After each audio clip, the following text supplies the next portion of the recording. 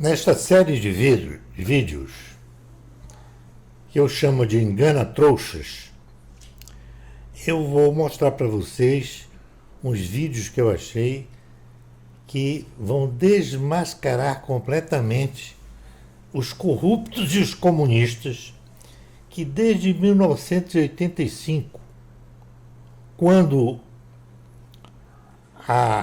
houve abertura democrática no Brasil, os comunistas que já estavam trabalhando desde 60 tomaram conta do país e elegeram quem?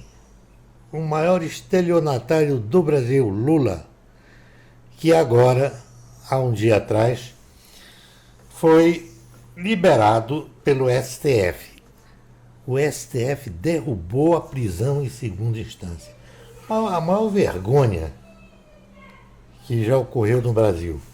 Mas não precisamos nos afobar, não.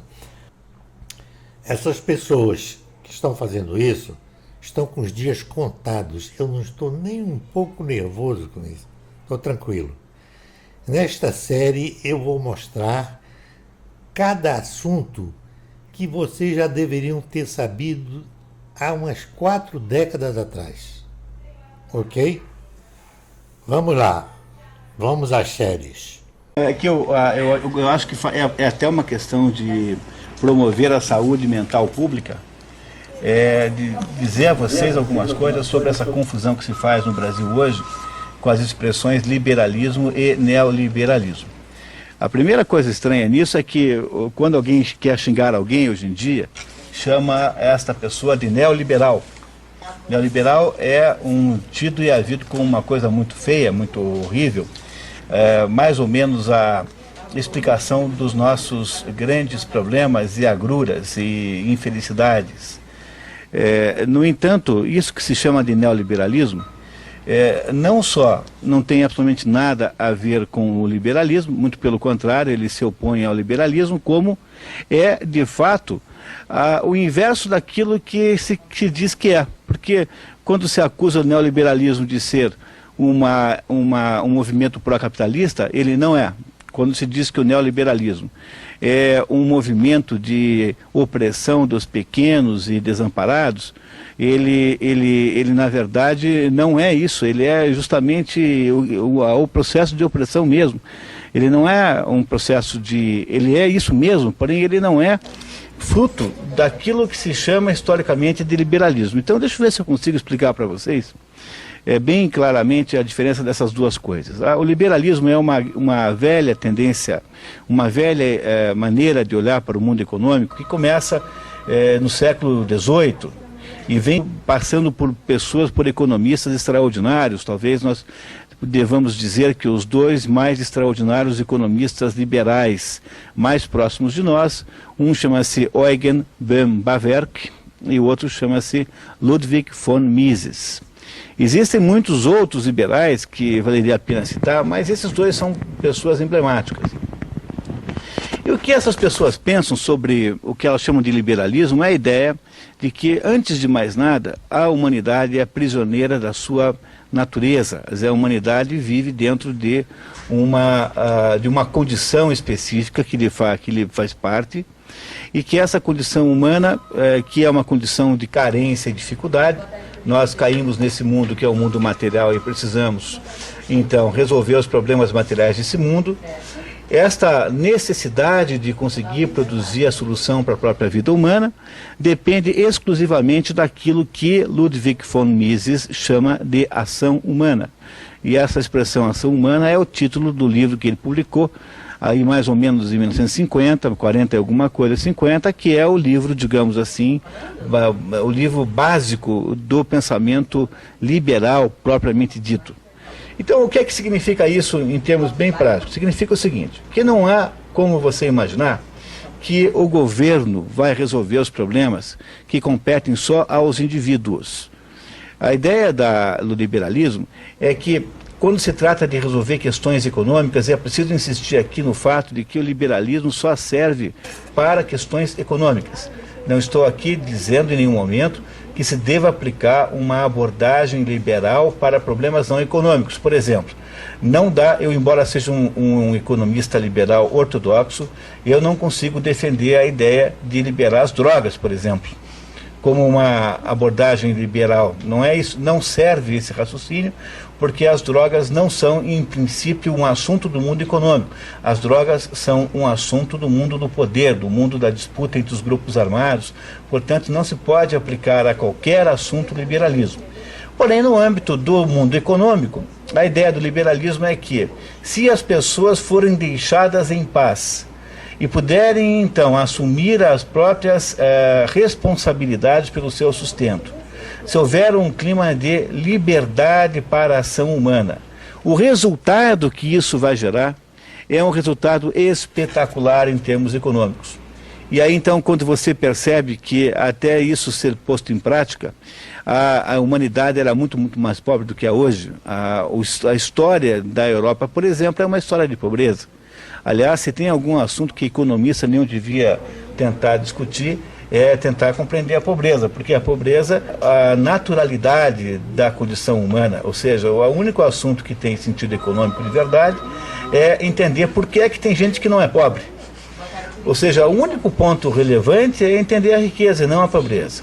Pois o que os liberais dizem, portanto, é que se a ação humana for deixada com liberdade, se o Estado, se o governo, se as instituições a deixarem funcionar com toda a liberdade, o resultado concreto que isso vai gerar, real, material, contabilizável, enfim, será economicamente muito maior do que você fazer o contrário, que é ficar estabelecendo restrições e limitações à ação econômica, como se ela fosse em si uma coisa negativa, criminosa ou delinquente.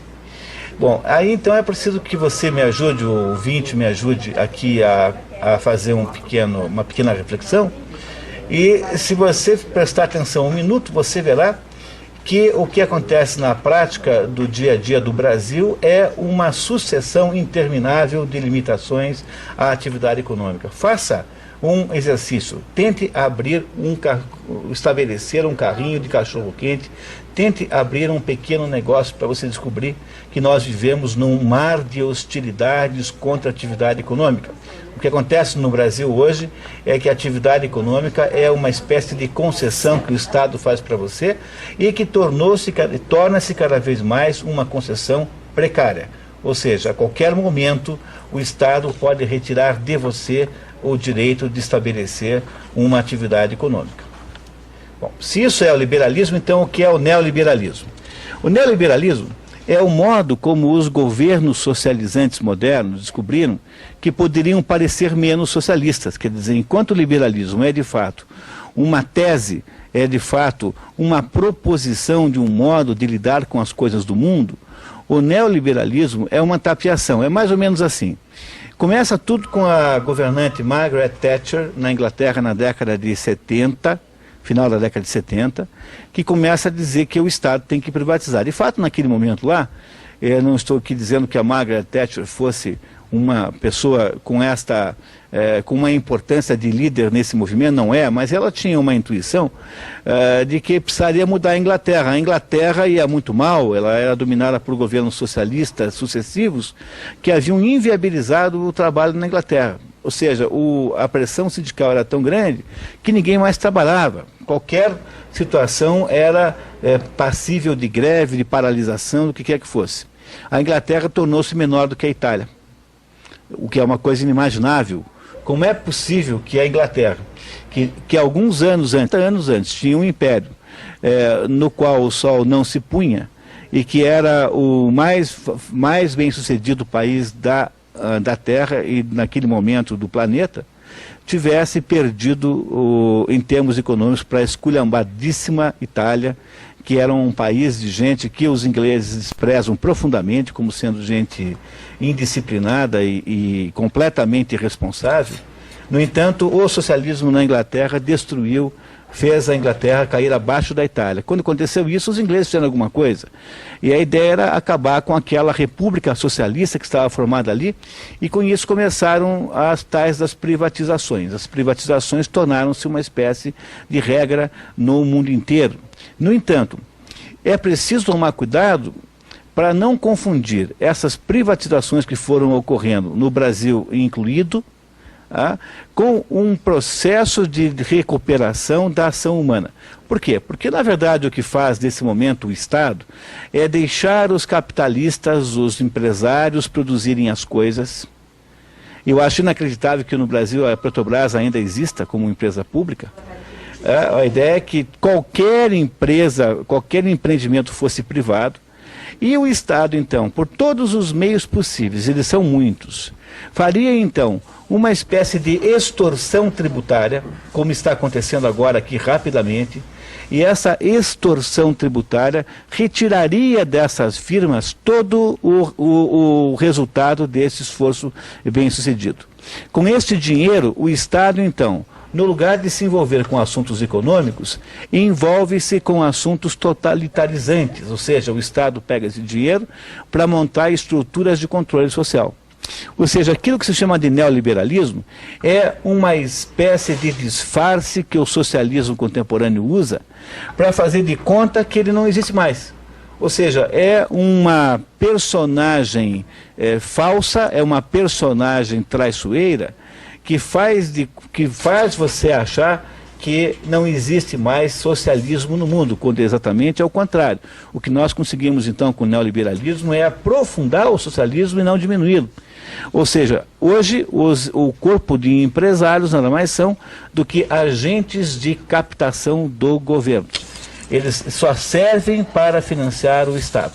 E isso significa que a taxa de tributos que incide sobre o PIB, ou seja, que incide sobre o esforço das pessoas que trabalham de fato, irá só aumentar.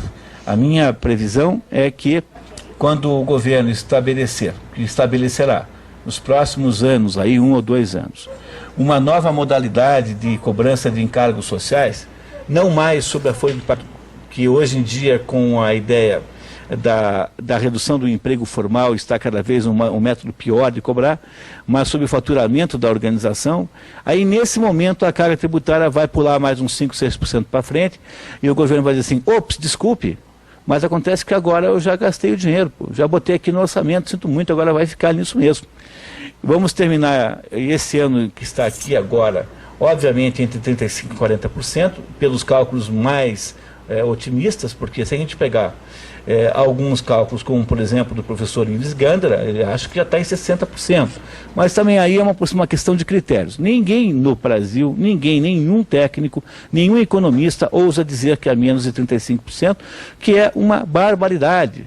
Porque não há nenhum país do mundo com o nosso grau de renda per capita que tenha isso. Nós devemos estar cobrando o dobro do que seria razoável. Então, o que é preciso que a gente tenha esse cuidado é a gente não bancar o trouxa e não ficar por aí falando mal de neoliberalismo como sendo alguma coisa que o governo Lula aderiu de modo errado. Na verdade, o plano é esse mesmo. Quando eu ouço as pessoas aí, os ortodoxos petistas, reclamarem que o governo Lula os traiu, na verdade não é que o governo Lula os traiu, é que vocês é que não entenderam nada, pô. Vocês é que não compreendem o que está acontecendo de fato. O governo Lula só está produzindo o plano correto para aumentar o grau de poder do Estado sobre todo mundo. Mas não é mais agora o grau de poder que tinha antigamente, em que ele vendia para você gasolina e só a dele. Agora ele quer controlar o seu espírito, a sua palavra, o que você vê. Ele quer que você não fique mais num bar depois das 11 horas ou das 10 horas. Ele quer restringir as suas escolhas pessoais, controlar as suas expressões, saber se você... Ele quer definir se você pode ou não pode chamar aquele seu amigo de negão, se você tem esse direito ou não, enfim. Para tudo isso você precisa de uma super polícia, de um super aparelho de Estado esse que necessita de uma quantidade pantagruélica de impostos. O que é que os governos socialistas fizeram então? Admitiram que não sabem fazer sapato e prego e então deixam os empresários fazerem sua parte de prego, e com o recurso e com o sucesso deles, sobre esse sucesso deles, as taxas em tributação são crescentemente maiores. Isso é, por acaso, o resultado de uma economia liberal? Não, isso é apenas uma forma mais sutil, sofisticada de fazer socialismo, que precisa basicamente de dois tipos de trouxa. O maior trouxa de todos é o empresário, que acha isso bonitíssimo, que acha isso lindíssimo, isso é uma demonstração de modernidade. Os empresários aderem, uma parte deles, montando ONGs para fazer projetos politicamente corretos, por exemplo. E a segunda coisa que tem que ter um eleitor trouxa, que acha que quando ele vota no socialismo, ele está votando em alguma coisa que não tem mais, portanto, é preciso que essas duas coisas aconteçam. Eu acho, portanto, que a confusão entre liberalismo e neoliberalismo, a diferença dessas duas palavras não são apenas a palavra neo. Há uma diferença abissal entre essas duas coisas, e é preciso que a gente preste atenção para não ser enganado por essa. Os vídeos desta série são feitos com a finalidade de politizar os brasileiros. Os autores dos vídeos terão o direito de solicitar a mim diretamente que não os exponha mais em qualquer local da internet. Apenas eles poderão vedar esse meu trabalho, que para mim é uma missão de politização em um país que está totalmente tomado por esquerdistas. Até o próximo vídeo.